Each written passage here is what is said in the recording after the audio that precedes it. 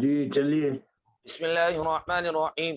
وبسند المتصل منا إلى الإمام الهمام الحافظ الحجة أمير المؤمنين في الحديث محمد بن إسماعيل بن إبراهيم بن المغيرة بن بردزبة الجعفي البخاري رحمه الله تعالى، نفعنا الله بعلومه وفيوضه آمين يا رب العالمين. بسم الله الرحمن الرحيم. كتاب السلام. باب السلام في كيل معلوم.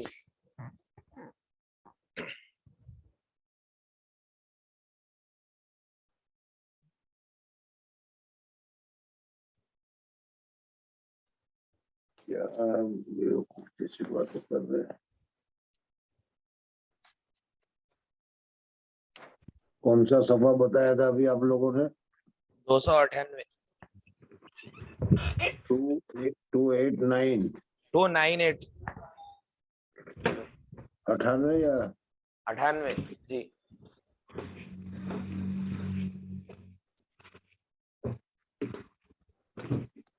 میں نے 287 کر رکھا ہے اس لیے مجھے نہیں مل رہا.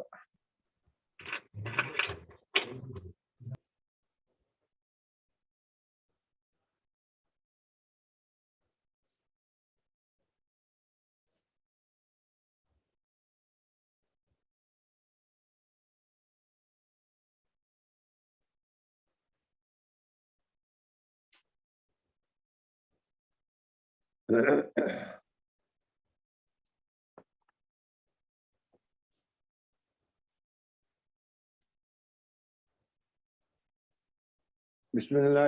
جی چلو پڑھو. دکھائی نہیں دے رہا کیا بات ہے؟ پھر ہو گیا تمہارا. بسم اللہ الرحمن آواز آ رہی کہ نہیں؟ جی. آپ کے چہرے انور دکھائی نہیں دے رہے اس لیے پوچھ رہا ہوں. جی بسم اللہ الرحمن الرحیم. کتاب السلام. باب السلام فی کیل معلوم. بسم اللہ الرحمن الرحیم. الحمدللہ رب العالمین والصلاة والسلام علی سید الانبیاء والمرسلین محمد وآلہ وصحبہ اجمعین. اما بعد.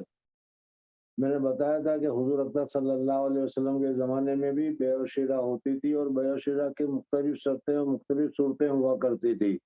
حضور اکرم صلی اللہ علیہ وسلم نے جو اس میں خلاف شرع امور تھے اس حضور اکرم صلی اللہ علیہ وسلم نے منع کر دیا، اور جس کو شریعت کے مخالف نہیں تھی ان ساری شکلوں کو باقی رکھا اور ان کے لیے جو جو شرائط ضروری تھی وہ ساری شرائطوں کو بیان کر دی. لہذا آج بھی اگر ان شرائطوں کو مد نظر رکھ کر اگر کوئی آدمی بیع کرتا ہے، خرید و فروخت کرتا ہے، تو یہ خرید و فروخت کرنا جائز اور درست ہے اور شریعت نے اس کی اجازت دی ہے. انہی میں سے ایک بیع سلم ہے. بیع سلم میں بھی حضور اکرم صلی اللہ علیہ وسلم نے شرائط مقرر کی ہے کہ جس سلم اس کو کہتے ہیں کہ اگر اس وقت تم بیع کرو لیکن جو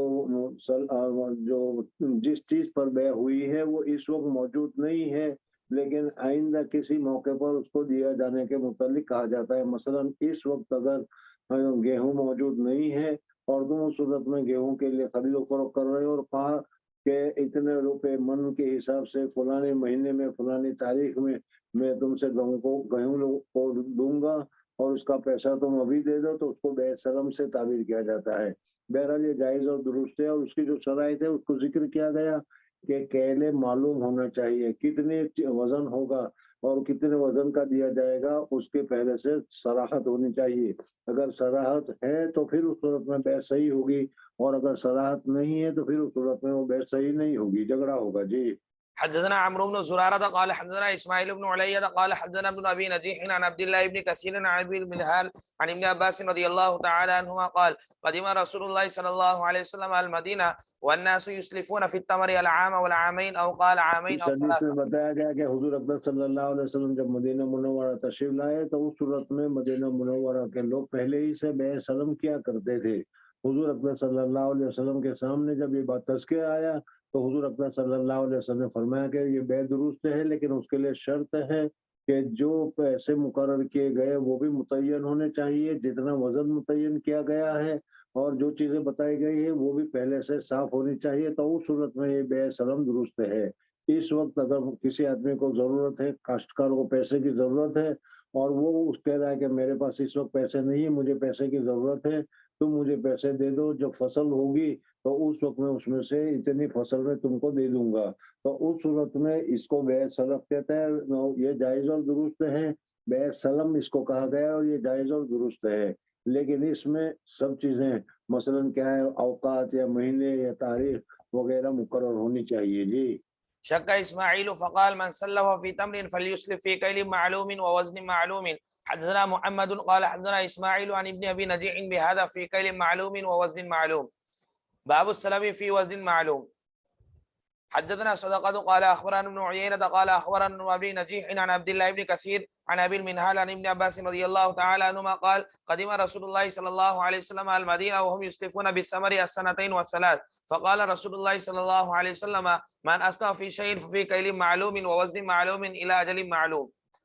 حدثنا تینوں علي چیزیں اس میں اجل بھی متعین ہونی چاہیے، تاریخ بھی متعین ہونی چاہیے، وزن بھی متعین ہونا چاہیے، اور قیمت جو ہے وہ بھی مکمل ہونی چاہیے. جی حدثنا علي بن عبد الله قال حدثنا سفيان قال حدثنا ابن ابي نجيح وقال فليسلف في كيل معلوم الى اجل معلوم. حدثنا قتيبة قال حدثنا سفيان قال حدثني ابي نجيح عن عبد الله بن كثير عن ابي المنهال قال سمعت ابن عباس رضي الله تعالى عنهما قال قدم النبي صلى الله عليه وسلم وقال في كيل معلوم ووزن معلوم الى اجل معلوم. حدثنا ابو الوليد قال حدثنا شعبة عن ابن ابي مجالد حدثني يحيى قال حدثنا وكيع عن شعبة عن محمد بن ابي مجالد حدثنا حفص بن عمر قال حدثنا شعبة قال اخبرني محمد او عبد الله بن ابي المجالد قال اختلف عبد الله بن شداد بن الهاد وابو بردة في السلف فبعثوني الى ابن ابي اوفى فسالته فقال انا كنا نسلف على عهد رسول الله صلى الله عليه وسلم وابي بكر وعمر رضي الله تعالى عنهما في الحنطة والشعير والزبيب والتمر، وسالت ابن ابزة فقال مثل ذلك. باب السلم الا من ليس عنده اصل. حدثنا موسى بن اسماعيل قال حدثنا عبد الواحد قال حدثنا شيباني قال حدثنا محمد بن ابي المجالد قال بعثني عبد الله بن شداد وابو برده الى عبد الله بن ابي اوفى رضي الله تعالى عنه فقال سألوا هل كان اصحاب النبي صلى الله عليه وسلم في عهد النبي صلى الله عليه وسلم يسلفون في الحنطة؟ فقال عبد الله رضي الله تعالى عنه كنا نسلف نبيط اهل الشام. صلی اللہ علیہ وسلم کے زمانے میں یہ بے ہوتی تھی یا یہ نہیں ہوتی تھی، وہ پوچھو تو صحابہ نے کہا کہ ہاں حضور اکبر صلی اللہ علیہ وسلم کے زمانے میں یہ بے سلم ہوتی تھی. جی كنا نسلف نبيط اهل الشام في الحنطة والشعير والزبيب في كيل معلوم الى اجل معلوم. قلت الى من كان اصله عنده؟ قال ما كنا نسألهم عن ذلك. ثم بعثاني الى عبد الرحمن بن ابزة فسألته فقال كان اصحاب النبي صلى الله عليه وسلم يسلفون في عهد النبي صلى الله عليه وسلم ولم يسألهم ألهم حرث ام لا. ہاں، یعنی جس آدمی کے ساتھ بے سلف کیا گیا اس کے لیے یہ نہیں پوچھا جاتا تھا کہ بھائی تمہاری کھیتی ہے کہ نہیں وغیرہ، یعنی اگر کوئی آدمی کاشتکار نہیں ہے، تاجر ہے یا ادنا آدمی ہے، اور وہ کہتا ہے کہ میں تمہارے ساتھ گیہوں کے سلسلے میں بے سلم کرتا ہوں کہ فلانی قسم کے گیہوں اتنے من تم کو میں فلانی تاریخ کو دوں گا، اس کا پیسہ مجھے تم ابھی دے دو، تو یہ جائز اور درست ہے. جی حدثنا اسحاق الواسطي قال حدثنا خالد بن عبد الله عن الشيباني عن محمد بن ابي مجالد بهذا وقال فنسلفهم في الحنطة والشعير. حدثنا قتيبة قال حدثنا جرير عن الشيباني وقال في الحنطة والشعير والزبيب. وقال عبد الله بن الوليد عن سفيان قال حدثنا الشيباني وقال والزيت. حدثنا آدم قال حدثنا شعبة قال حدثنا عمرو قال سمعت أبا البختري الطائي قال سألت ابن عباس رضي الله تعالى عنهما عن السلم في النخل فقال نهى النبي صلى الله عليه وسلم عن بيع النخل حتى يؤكل منه وحتى يوزن. فقال الرجل وأي شيء يوزن؟ فقال رجل إلى جانبه حتى يحرز. وقال معاذ حدثنا شعبة عن عمرو قال أبو البختري سمعت ابن عباس رضي الله تعالى عنهما نهى النبي صلى الله عليه وسلم مثله. باب السلم في النخل. حدثنا ابو الوليد قال حدثنا شعبة عن عمرو عن ابي البختري قال سألت ابن عمر رضي الله تعالى عنهما عن السلم في النخل فقال نهي عن بيع النخل حتى يصلح وعن بيع الورق نساء بناجز. وسألت ابن عباس رضي الله تعالى عنهما عن السلم في النخل فقال نهى النبي صلى الله عليه وسلم عن بيع النخل حتى يؤكل منه او يؤكل منه وحتى يوزن. حدثنا محمد بن بشار قال حدثنا غندر قال حدثنا شعبة عن عمرو عن ابي البختري قال سألت ابن عمر رضي الله تعالى عنهما عن السلام في النخل فقال نهى عمر رضي الله تعالى عنه عن بيع الثمر حتى يصلح ونهى عن الوريق بالذهب نساء بناجز. وسألت ابن عباس رضي الله تعالى عنهما فقال نهى النبي صلى الله عليه وسلم عن بيع النخل حتى يأكل او يؤكل او حتى يوزن. قلت ما يوزن؟ قال رجل عنده حتى يؤرز. باب الكفيل في السلم. اگر کسی آدمی نے بے سلم کیا ہے اور اس سلم کے اندر میں اگر کوئی آدمی کو کفارت کے لیے کہتا ہے کہ ٹھیک ہے تم اس کے ساتھ بے کر دو، اس کو پیسے دے دو، یہ اپنے مقررہ وقت پر جس چیز کے اوپر سلم کیا ہے، گیہوں ہو، جو ہو، پھل ہو یا آم ہو وغیرہ کوئی بھی، تو اس صورت میں یہ دے دے گا، اور اگر یہ نہیں دے دے گا تو اس کا میں کفیل ہوں، ضامن ہوں، مجھ سے تم لے لینا، تو اس طریقے سے کرنا جائز ہے جی۔ حدثنا محمد بن سلام قال حدثنا يعلى قال حدثنا الأعمش عن إبراهيم عن الأسود عن عائشة رضي الله تعالى عنها قالت اشترى رسول الله صلى الله عليه وسلم طعاما من يهودي بنصية ورهنه درعا له من حديد. باب الرهن في السلم. حدثنا محمد بن محبوب قال حدثنا عبد الواحد قال حدثنا الأعمش قال تذاكرنا عند إبراهيم الرهن في السلف فقال حدثني الأسود عن عائشة رضي الله تعالى عنها أن النبي صلى الله عليه وسلم اشترى من يهودي طعاما إلى أجل وارتهنه منه درعا من حديد. باب السلم إلى أجل معلوم. وبه قال ابن عباس وأبو سعيد والأسود والحسن رضي الله تعالى عنهم، وقال ابن عمر رضي الله تعالى عنهما لا بأس بالطعام الموصوف بسعر معلوم إلى أجل معلوم ما لم يكن ذلك في زرع لم يبدو صلاحه.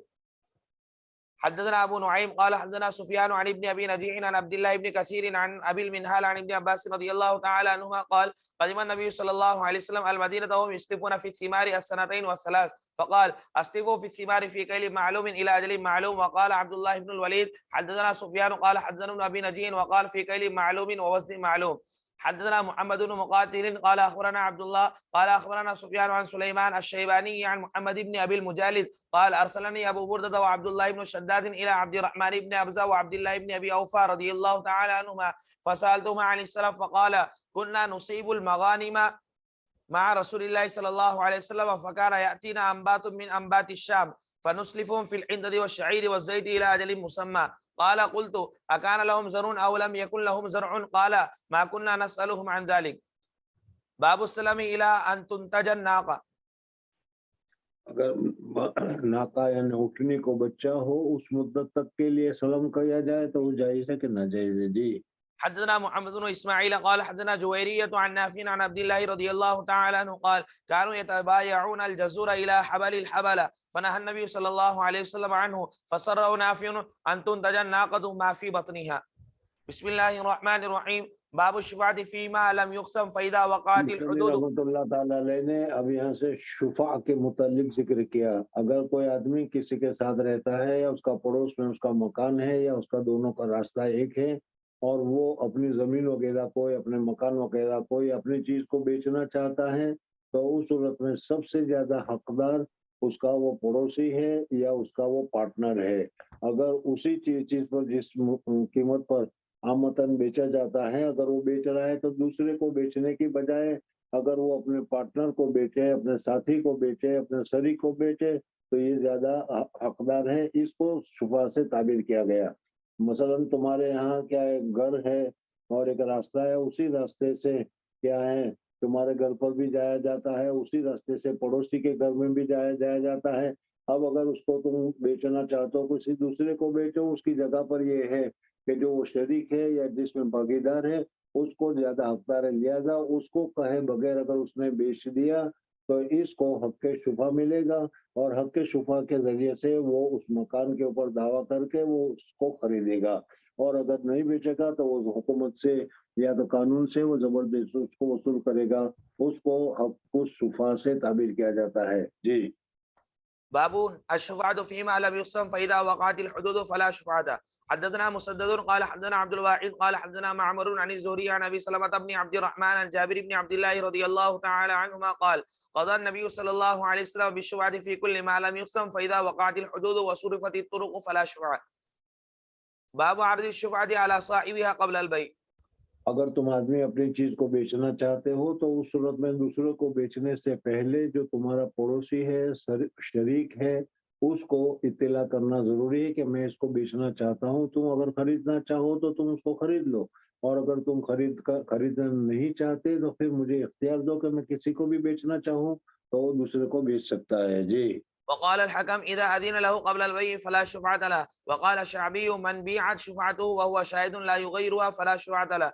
حدثنا المكي بن إبراهيم قال أخبرنا ابن جريج قال أخبرني إبراهيم بن ميسرة عن عمرو بن شريد قال وقفت على سعد بن أبي وقاص رضي الله تعالى عنه فجاء المسور بن مخرمة رضي الله تعالى عنه فوضع يده على إحدى منكبي إذ جاء أبو رافع مولى النبي صلى الله عليه وسلم فقال يا سعد ابتع مني بيتي في دارك. فقال سعد والله ما أبتعهما. فقال المسور والله لتبتعهن. فقال سعد والله لا أزيدك على 4000 منجمة أو مقطعة. قال أبو رافع لقد أوتيت بهما 500 دينار ولولا أني سمعت رسول الله صلى الله عليه وسلم يقول الجار أحق بسقبه ما أتيتكهما ب4000 यानी وإنما हुजूर अकबर सल्लल्लाहु अलैहि वसल्लम ने मैंने सुना था कि हक की सुबह की वजह से पड़ोसी ज्यादा हकदार है, इस वजह से मैं तुमको 4000 में दे रहा हूँ। अगर मैंने ये न सुना होता तो मैं फिर किसी दूसरे को 5000 में बेचता। जी। وإنما أعطى بهما 500 دينار فأعطاها إياه. باب أي الجوار أقرب. यानी पड़ोस में कौन सा पड़ोसी ज्यादा हकदार है? मसलन तुम्हारा घर है और तुम घर बेच रहे हो तो पड़ोसी उसके खरीदने का ज्यादा हकदार है, तो पड़ोसी दाहिनी तरफ भी पड़ रहा है, पड़ोसी बाईं तरफ भी पड़ रहा है, तो अब उस सूरत में कौन सा पड़ोसी ज्यादा हकदार है उसको बता रहे हैं। जी। حدثنا حجاج قال حدثنا شعبة حاوى حدثني علي قال حدثنا شبابة قال حدثنا شعبة قال حدثنا أبو عمران قال سمعت طلحة بن عبد الله عن عائشة رضي الله تعالى عنها قالت قلت يا رسول الله إن لي جارين فإلى أيهما أهدي؟ قال أقرب بهما منك بابا. जो तुम्हारे दरवाजे से जिसका दरवाजा ज्यादा करीब है वो तुम्हारा करीबी पड़ोसी है, इस वजह से उसका हक ज्यादा है। इस वजह से जीवार के जितने भी हुकूक मिलेंगे, चाहे तो इकराम के एतबार से हो या नुसरत के एतबार से हो या तिजारत के एतबार से हो, शुफा के एतबार से हो, तो उस सूरत में इसका एतबार किया जाएगा कि किसका दरवाजा सबसे ज्यादा करीब है। जी। बिस्मिल्लाहिर्रहमानिर्रहीम. في الإجارات باب استئجار الرجل الصالح. وقال الله تعالى إن خير من استأجرت القوي الأمين والخازن الأمين ومن لم يستعمل من أراده. मुसन्निफ रहमतुल्लाह ताला अलैहि अब यहाँ से इजारे के मुतालिक जिक्र करते हैं कि अगर किसी आदमी ने किसी को इजारे पर लिया है, किराए पर लिया है, तो उस सूरत में उसके क्या मसाइल होंगे उसको तुम्हारे सामने जिक्र कर रहे हैं। और इसमें ये बताया जा रहा है कि अगर किसी आदमी को तुमने किराए पर रखा और उसकी मेहनत से या उसके काम से तुमको फायदा हो रहा है, तो फिर उस सूरत में तुम्हें उसकी नुसरत करनी चाहिए, उसको मदद करनी चाहिए, उसकी इयानत करनी चाहिए, उसका समन देना चाहिए। इजारत बहुत ही वसी सूरतों में ये मसाइल वगैरह पाए जाते हैं। मसलन मुदरिस पढ़ा रहा है तो उस सूरत में भी इजारे का तहक़्क़ुक़ हो रहा है, इमामत कर रहा है तो उसमें भी उसका क्या है, इजारे का तहक़्क़ुक़ हो रहा है। इसी तरीके से अगर दूसरी कोई मुलाजिमत इख्तियार कर रहा है तो उन सब में इजारा वगैरह होता है। अब इस इजारे की असल हकीकत जो है वो तो सामने आ गई। अब उसमें क्या क्या शुरूत है, किन किन चीज़ों की वजाहत होनी चाहिए और किन किन चीज़ों की सूरत में होना चाहिए, उन सारी सूरतों को मुसन्निफ रहमतुल्लाह ताला अलैहि इसमें यहाँ पर बताते हैं। बहरहाल पहला ये बताया कि इजारे के लिए रखो, मुलाजिमत के लिए रखो, तो उस आदमी में क्या देखना चाहिए? तो कहा कि सबसे पहले तो देखोगे वो सालेह है या नहीं। अगर आदमी सालेह होगा तो ऐसे आदमी को अगर तुम इजारे पर रखोगे तो आगे मशक्कत और परेशानी वगैरह नहीं होगी और उलझन वगैरह नहीं होगी। तो सबसे पहले देखना चाहिए सलाहियत उसके अंदर में सालेह है या नहीं, नेक और मुत्तकी परहेजगार है नहीं, अल्लाह तबारक व तआला से डरता है या अल्लाह तबारक व तआला से नहीं डरता। अगर अल्लाह तबारक व तआला से वो नहीं डरता तो फिर ऐसे आदमी को क्या है, इजारे में रखना अच्छा नहीं है। तो पहला बताया रजुलुस सालेह और इस्तिदलाल किया कि हजरत मूसा अलैहिस्सलातु वस्सलाम जब क्या है फिरौनी के आदमी को कत्ल करके जब हजरत मूसा अलैहिस्सलातु वस्सलाम को कत्ल करने का फैसला हुआ, हजरत मूसा अलैहिस्सलातु वस्सलाम को मालूम हुआ तो हजरत मूसा अलैहिस्सलातु वस्सलाम मिस्र को छोड़कर क्या है चल दिए हजरत शुआइब रज़ियल्लाहु तआला अन्हु के मकान की तरफ, हजरत शुआइब के मकाम की तरफ। बहरहाल वहां पर जब गए तो देखा कि लोग बकरियों के चरा रहे हैं, पानी पिला रहे हैं और दो लड़कियां खड़ी हैं और वो इंतजार कर रही है कि ये लोग पानी पिलाकर जाएं तो वो बचा हुआ पानी वो अपनी बकरियों को पिला दे। حضرت موسیٰ علیہ الصلوۃ والسلام پہنچ گئے. حضرت موسیٰ علیہ الصلوۃ والسلام نے ان کو پوچھا اور کیا حضرت موسیٰ علیہ الصلوۃ والسلام نے ان کی نصرت کر دی, مدد کی, خود ہی پانی نکال کر ان کو پلا دیا.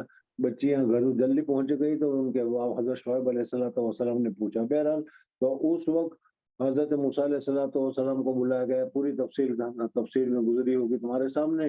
اس وقت حضرت کیا ہے موسیٰ علیہ الصلوۃ والسلام کو حضرت یونس علیہ الصلوۃ والسلام نے کہا کہ دیکھو, میں ان کی بھی لڑکی نے کہا کہ یا ابا جان آپ ان کو ملازم رکھ لیجیے تاکہ وہ بکریاں وغیرہ چرانے کے کام میں کام آئے. یہ امین بھی ہے اور صالح بھی ہے. وہ دونوں چیزیں ان کو معلوم ہو گئی تھی. ایک تو یہ ہے کہ انہوں نے کیا ہے پانی پلایا اور پانی پلانے کے بعد اس کو کوئی معاوضہ وغیرہ نہیں لیا. تو یہ اچھے آدمی ہوتے ہیں, وہی کیا ہے یہ کام کرتے ہیں. پھر راستے میں چلتے ہوئے جب وہ لڑکی بلانے کے لیے آئی تو حضرت موسیٰ علیہ الصلوۃ والسلام نے کہا کہ تم میری طرف پیچھے چلو اور جب دائیں بائیں مڑنا ہوگا تو پتھر کے ذریعے سے مجھے پتھر ڈال کر بچا دینا کہ اس راستے چلنا ہے اس راستے چلنا ہے. اس وجہ سے کہ مرد کے سامنے, نوجوان مرد کے سامنے ایک عورت چل رہی ہو تو کیا ہے دل میں خیالات برے پیدا ہوتے ہیں. تو یہ صالح ہونے کی علامت تھی. بہرحال اس وجہ سے حضرت موسیٰ علیہ الصلوۃ والسلام کو حضرت شعیب علیہ الصلوۃ والسلام نے اپنے ملازمت میں رکھ لیا. اور پھر اس کے بعد حضرت شعیب علیہ الصلوۃ والسلام نے حضرت موسیٰ علیہ الصلوۃ والسلام کا نکاح بھی کر دیا وغیرہ معاملہ مسئلے. تو کہا کہ باب استئجار الرجل الصالح وقال اللہ تعالی ان خیر من استاجرت القوی الامین. حضرت موسیٰ علیہ الصلوۃ والسلام میں قوت بھی تھی کہ اس کنویں کا ڈول جو تھا, جو بہت سارے لوگ مل کر کھینچا کرتے تھے, انہوں نے اپنے طاقت سے اکیلے نے کھینچ لیا. اس سے معلوم ہوا کہ قوت والے بھی ہیں اور امانت دار بھی ہیں کہ جس کی وجہ سے انہوں نے کیا لڑکیوں کی طرف دیکھا نہیں, نظر نہیں جھکا کر وہ چلتے رہے. جی حدثنا محمد بن يوسف قال حدثنا سفيان عن ابي برده قال اخبرني جدي ابو برده عن ابي موسى الاشعري رضي الله تعالى عنه قال قال النبي صلى الله عليه وسلم الخازن الامين الذي يؤدي ما امر به طيبه النفس احد المتصدقين. مصنف رحمۃ اللہ تعالیٰ نے یہاں بتایا کہ جو منشی مثلا تم نے جس آدمی کو نوکر رکھا ہے, اس نوکر کو اگر تم نے کہہ دیا کہ اتنا پیسہ اس کو دے دو اتنا پیسہ اس کو دے دو, اب ہوتا تو عامتاً یہی ہے کہ جو منشی ہوتا ہے وہ منشی دینے کے وقت میں کچھ نہ کچھ پریشانیاں کرتا رہتا ہے, ٹالتا رہتا ہے. اب ایسے وقت میں وہ منشی خوش دلی کے ساتھ اگر مالک نے جتنا کہا ہے اتنا دے دیتا ہے تو اس صورت میں اس کو بھی اللہ تبارک و تعالیٰ کی طرف سے اس کو اتنا ہی ثواب ملتا ہے. اس وجہ سے خازن الامین قرار دیا گیا. جی حدثنا مسدد قال حدثنا يحيى عن قرة بن خالد قال حدثني حميد بن هلال قال حدثنا ابو برده عن ابي موسى رضي الله تعالى عنه قال اقبلت الى النبي صلى الله عليه وسلم ومعي رجلان من الاشعريين قال فقلت. حضرت ابو موسیٰ اشعری رضی اللہ تعالیٰ عنہ کا یہ واقعہ ذکر کیا گیا ہے اور کئی مرتبہ اس سے بھی آگے پہلے گزرا اور نسائی شریف میں بھی بہت تفصیل کے ساتھ آئے گا کہ حضرت ابو موسیٰ اشعری رضی اللہ تعالیٰ عنہ حضور اکرم صلی اللہ علیہ وسلم کی خدمت میں جانے کے لیے نکلے. راستے سے ان کے قبیلے کے دو اور آدمی اشعری ان کے ساتھ ہو گئے. پوچھا کہ کہاں جا رہے ہو؟ کہا حضور صلی اللہ علیہ وسلم کے پاس. کہا کہ میں بھی حضور صلی اللہ علیہ وسلم کے پاس جا رہا ہوں. تینوں حضور اکرم صلی اللہ علیہ وسلم کی خدمت میں پہنچے. جب حضور اکرم صلی اللہ علیہ وسلم کی خدمت میں پہنچے تو ان دوسرے اشعریوں نے تو کیا ہے کہہ دیا کہ یا رسول اللہ صلی اللہ علیہ وسلم مجھے کسی جگہ کا وکیل بنا دیجئے, مجھے کسی جگہ کا گورنر بنا دیجئے. تو چونکہ یہ انہوں نے طلب کیا تھا, مانگا تھا اور یہ مانگنا مناسب نہیں تھا, اس لیے کہ یہ چیزیں صلاحیت کے مطابق ہوتی ہے اور صلاحیت کے مطابق دی جاتی ہے. ویسے دیا جاتا تو پھر اس صورت میں اس لائق نہیں اور کرتا ہے تو پھر اس صورت میں کیا ہے نقصان ہوتا ہے. تو اس وجہ سے حضور صلی اللہ علیہ وسلم ناراض ہو گئے. حضرت ابو موسیٰ اشعری رضی اللہ تعالیٰ عنہ یہ سمجھے کہ میں بھی میرے ساتھ یہ لوگ آئے ہوئے ہیں اور ان لوگوں نے یہ مطالبہ کیا تو ہو سکتا ہے کہ حضور اکرم صلی اللہ علیہ وسلم کے ذہن میں بھی یہ خیال ہو کہ میں بھی کوئی عہدہ, کوئی گورنری, کوئی سرداری مانگنے کے لیے آیا ہو. اس لیے انہوں نے جلدی سے کہا کہ یا رسول اللہ صلی اللہ علیہ وسلم مجھے گورنری نہیں چاہیے, میں اس لیے نہیں آیا, میں ان کے ساتھ نہیں ہوں, میں یہ مطالبہ نہیں کرتا. تو حضور اکرم صلی اللہ علیہ وسلم نے پھر ان کو گورنری عطا فرما دی. بہرحال اس واقعے کو تمہارے سامنے ذکر کرتے ہیں. وہ معی رجلان من الاشعریین قال فقلت ما علمت انهما يطلبان العمل قال لن أو لا نستعمل على عملنا من أراده. جو مانگے اور اس کو ملے. اصل میں مسئلہ یہ ہے کہ مانگ کر جو ملے تو پھر اس صورت میں اللہ تبارک و تعالیٰ کی طرف سے نصرت نہیں ہوتی. اس آدمی کو سپرد کر دیا جاتا ہے کہ لو تم نے مانگا ہے تو خود ہی نمٹو اور خود ہی اس کے حالات کو درست کرو یا خود ہی اس کی ذمہ داریوں کو ادا کرو. اور اگر تم مانگتے نہیں ہیں اور تم کو دیا جائے، مثلا کیا ہے، تم کسی چیز کے لیے عمل کرنا چاہتے ہو، کام کرنا چاہتے ہو اور وہ مانگتے نہیں ہو، سمجھ میں آ گیا، اور اللہ تبارک و تعالیٰ کی طرف سے دے دیا جائے تو اس صورت میں اللہ تبارک و تعالیٰ کی طرف سے نصرت ہوتی ہے، مدد ہوتی ہے اور اللہ تبارک و تعالیٰ اس کو ترقی عطا فرماتے ہیں. اور جب آدمی مانگتا ہے کہ مجھے یہ جگہ دے دو، یہ نوکری دے دو یا یہ کتاب دے دو تاکہ میں اس کو پڑھاؤں، تو پھر اس صورت میں کیا ہے، اللہ تبارک و تعالیٰ کی طرف سے نصرت روک لی جاتی ہے کہ تم نے خود مانگا ہے تو خود ہی اس کو نمٹو. جی. باب رعی الغنم على قراريط. بکریوں کو چرانے وغیرہ کے لیے اگر ملازمت دی جائے اور اس کے لیے کچھ قرارید قیراط مقرر کر دیا جائے، کچھ پیسے مقرر کر دیا جائے تو یہ جائز اور درست ہے. انبیاء کرام رضوان اللہ تعالی علیہ مجمعین نے سب نے بکریاں چرائی ہے اس طریقے سے اجرت پر. جی. حدثنا احمد بن محمد المكي قال حدثنا عمرو بن يحيى عن جدي عن ابي هريره رضي الله تعالى عنه عن النبي صلى الله عليه وسلم قال ما بعث الله نبيا الا رعى الغنم فقال اصحابه. اللہ والوں نے جتنے نبی کو بھیجے ہیں ان سارے نبی کو بکریاں چرانے کا مشغلہ اختیار کرنا پڑا ہے.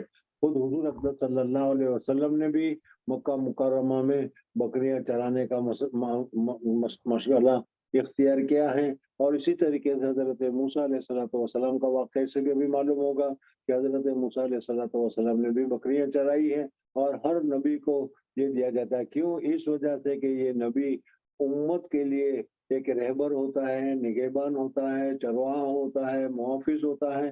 اس وجہ سے اس کی تربیت ان بکریوں کے ذریعے سے کی جاتی ہے کہ بکریوں کو چرانے کے سلسلے میں جو مشقتیں، جو تکلیفیں اور جو الجھنیں ہوتی ہیں، اس ساری الجھنوں کو وہ برداشت کر کے قوم کی الجھنوں کو برداشت کرنے کی صلاحیت پیدا ہو جاتی ہے. اس وجہ سے اللہ تبارک و تعالیٰ نے ہر نبیوں کو بکریاں چرانے کا مشغلہ مرحمت فرمایا ہے. جی. فقال اصحابه وانت فقال نعم كنت ارعاها على قراريط لاهل مكه. اہل مکہ کے بکریاں جو ہے میں کچھ پیسے لے کر، ان پیسہ متعین کیا جاتا تھا، اس پیسے لے کر میں بکریوں کو چرایا کرتا تھا. جی. باب استئجار المشركين عند الضروره واذا لم يوجد اهل الاسلام. اب یہاں سے ایک دوسرا مسئلہ بیان کیا جاتا ہے. ظاہر بات ہے کہ اجارہ کرنا، نوکری کرنا ایک ادنا کام ہے. باس جو ہوتا ہے، مالک جو ہوتا ہے، اس کے تحت میں یہ ہوتا ہے. تو اگر کوئی آدمی کافر ہو، کافر باس ہو، تو اس کافر باس کی یا خدمت کرنا جائز ہے یا نہیں ہے؟ تو کہا کہ ضرورتاً اور مجبوراً اگر کافر کی یہاں تمہیں ملازمت اختیار کرنی پڑے تو یہ جائز اور درست ہے. جی. وعامل النبي صلى الله عليه وسلم يهود خيبر. حدثنا ابراهيم بن موسى قال حدثنا هشام عن معمر عن الزهري عن عروة بن الزبير عن عائشة رضي الله تعالى عنها واستأجر رسول الله صلى الله عليه وسلم وابو بكر رضي الله تعالى عنه رجلا من بني الديل ثم من بني عبد بن عدي هاديا خريتا والخريت الماهر بالهداية قد غمس يمينه. اس کا ترجمہ ماہر آدمی کو کہا جاتا ہے. جی. قد غمس يمين حلف في آل العاص بن وائل وهو على دين كفار قريش فأميناه فدفعا إليه راحلتيهما وواعداه غار ثور بعد 3 ليال فأتاهما حضرت ابوبکر صدیق رضی اللہ تعالیٰ عنہ نے حضور اقدس صلی اللہ علیہ وسلم کے لیے، کہ حضور صلی اللہ علیہ وسلم نے پہلے فرما دیا تھا کہ ہم لوگوں کو بھی ہجرت کی اجازت ہونے والی ہے، لیکن ابھی تک اجازت نہیں ہوئی تھی. صحابہ کرام رضوان اللہ تعالیٰ علیہ مجمعین تو مدینہ منورہ پہنچ گئے تھے، حضرت عمر رضی اللہ تعالیٰ عنہ وغیرہ، لیکن حضرت ابوبکر صدیق رضی اللہ تعالیٰ عنہ بہت سمجھدار تھے. اس لیے وہ سمجھ گئے کہ حضور اقدس صلی اللہ علیہ وسلم کو بھی ہجرت کی کبھی نہ کبھی تو اجازت ہوگی. تو اس وجہ سے اس وقت جانے کے لیے حضور اقدس صلی اللہ علیہ وسلم کو سواری کی ضرورت ہوگی. تو بہترین اٹھنی حضرت ابوبکر صدیق رضی اللہ تعالیٰ عنہ نے خرید کر تیار کر کے رکھی تھی. اس کو کھلا پلا کر اور کیا ببول کی پتیاں وغیرہ کھلا کر اس کو اچھی طریقے سے تیار کر رکھا تھا کہ جب بھی حضور اقدس صلی اللہ علیہ وسلم کہیں کہ اب ہمیں سفر کرنا ہے تو اس سفر کرنے کے وقت وہ اٹھنے کام آ جائے. بہرحال حضرت ابوبکر صدیق رضی اللہ تعالیٰ عنہ نے وہ دونوں اونٹنی کو تیار کرنے کے بعد ایک غیر مسلم تھا، اس کو حضرت ابوبکر صدیق رضی اللہ تعالیٰ عنہ نے اس اونٹنی کی حفاظت مرمت فرما رکھی تھی۔ پھر اس کے بعد جب حضور اکرم صلی اللہ علیہ وسلم کا سفر ہوا اور حضور صلی اللہ علیہ وسلم کو ہجرت کی اجازت ہو گئی، غار سور میں پہنچ گئے، تو اس وقت حضرت ابوبکر صدیق رضی اللہ تعالیٰ عنہ نے حضور اکرم صلی اللہ علیہ وسلم سے بات چیت کی۔ حضور اکرم صلی اللہ علیہ وسلم نے اس سواری کی جو پیسے تھے وہ پیسے ادا کیے۔ حضور اکرم صلی اللہ علیہ وسلم نے اس سواری کو جزاک اللہ میں نہیں لیا، سمجھ میں آیا نہیں؟ ہم لوگوں کو تو جزاک اللہ میں چلتا ہے۔ حضرت ابوبکر صدیق رضی اللہ تعالیٰ عنہ نے تو کہا کہ یا رسول اللہ صلی اللہ علیہ وسلم، میرا مال آپ کا مال، مجھے کچھ نہیں چاہیے۔ حضور اکرم صلی اللہ علیہ وسلم نے فرمایا نہیں، اور اس کی جو قیمت ہوتی تھی وہ قیمت عطا کی۔ بہرحال حضرت شیخ نور اللہ مرکزوں کو بھی ہم نے دیکھا کہ وہ بھی جزاک اللہ کو پسند نہیں کرتے تھے، بلکہ جو کچھ ہوتا تھا صاف صاف حساب بتاؤ اور پیسے لے لو۔ بہرحال حضرت ابوبکر صدیق رضی اللہ تعالیٰ عنہ نے ایک آدمی کو لیا جو ماہر تھا، راستہ بتانے والا تھا مدینہ منورہ جانے کے لیے، وہ غیر مسلم تھا۔ تو معلوم ہوا کہ غیر مسلم کو تجارت، غیر مسلم کو ملازم رکھنا یہ جائز اور درست ہے جی۔ فاتاهما براحلتيهما 7 ليال 3 فارتحلا وانطلقا معهما عامر بن فهيرة والدليل الديلي فاخذ بهم طريق السائل. باب اذا استاجر اجيرا ليعمل له بعد 3 ايام او بعد شهر او بعد سنه جاز وهما على شرطهما الذي اشترطاه اذا جاء الاجل. اگر کسی آدمی کو تم نے ملازمت پر لیا اور یہ کہا کہ یہ کام تمہیں کرنا ہے، لیکن اگست کے مہینے میں کرنا ہے، شعبان کے مہینے میں کرنا ہے، رجب کے مہینے میں کرنا ہے، تو اس طریقے سے بھی کرنا درست اور جائز ہے جی۔ حدثنا يحيى بن بكير قال حدثنا ليس عن عقيل قال ابن شهاب فاخبرني عروة بن الزبير ان عائشة رضي الله تعالى عنها زوج النبي صلى الله عليه وسلم قالت واستاجر رسول الله صلى الله عليه وسلم وابو بكر رضي الله تعالى عنه رجلا من بني الديل حاديا خريتا وهو على دين كفار قريش فدفع اليه راحلتيهما وواعداه غار ثور بعد 3 ليال براحلتيهما 7 یہ غیر مسلم تھا، اس غیر مسلم کو دونوں اونٹنی بھی دے رکھی تھی اور کہا کہ 3 دن کے بعد غار سور پر آ جانا اور وہاں سے پھر حضور صلی اللہ علیہ وسلم کے ساتھ ہم چلیں گے۔ تو یہاں پر غیر مسلم کو اجارے پر رکھا گیا اور غیر مسلم کو دونوں اونٹنیاں بھی سپرد کی گئی اور معاہدہ وغیرہ کیا گیا، تو یہ جائز اور درست ہے جی۔ باب الاجیر فی الغزو. حدثنا يعقوب بن ابراهيم قال حدثنا اسماعيل بن علية قال اخبرنا ابن جريج قال اخبرني عطاء عن صفوان بن يعلى عن يعلى بن امية رضي الله تعالى عنه قال غزوت مع النبي صلى الله عليه وسلم جيش العسرى فكان من اوثق اعمالي في نفسي وكان لي اجير فقاتل انسانا فعض احدهما اصبع صاحبه فانتزع اصبعه فانذر ثنيته فسقطت. انگلی ڈالی ہوگی تو اس نے اس کو انگلی کو کاٹنا لگا، تو اس نے جو انگلی ڈالی تھی اس نے زور سے اپنا ہاتھ کھینچا، تو زور سے ہاتھ کھینچنے کی وجہ سے اس کا دانت ٹوٹ گیا۔ اگر بھائی دانت اس کی وجہ سے یا اس نے میرا دانت توڑ دیا تو اس کا مجھے معاوضہ ملنا چاہیے۔ حضور اکرم صلی اللہ علیہ وسلم کے پاس پہنچا تو حضور صلی اللہ علیہ وسلم نے فرمایا کہ کیا تیرا خیال یہ ہے کہ وہ انگلی کو ڈالے گا تو کیا گنے کی گڈڑی کی طرح اس کو چبائے گا؟ وہ ظاہر بات ہے کہ اس کو لگے گا تو وہ کھینچے گا، تو یہ تو تمہارے تم نے چبایا یا تم نے دبایا، اس وجہ سے یہ کیا، اس وجہ سے اس کا معاوضہ نہیں ملے گا جی۔ فاندر ثنيته فسقطت فانطلق الى النبي صلى الله عليه وسلم فاحضر ثنيته وقال افيدع. صلی اللہ علیہ وسلم نے اس کا ثنی یا دانت کے ٹوٹنے کا معاوضہ جو ہے وہ حضر قرار دے دیا، غلط قرار دے دیا، منع کر دیا جی۔ وقال افيدع اصبعه في فيك. کیا وہ اپنی انگلیوں کو تیرے منہ میں رکھتا تاکہ تو گنے کی طرح اس کو چبائے؟ تقدمها قال احسبه قال كما يقدم الفعل. وقال ابن جريج وحدثني عبد الله بن ابي مليكة عن جدي بمثل هذه القصة ان رجلا عض يد رجل فاندر ثنيته فاحضرها ابو بكر رضي الله تعالى عنه.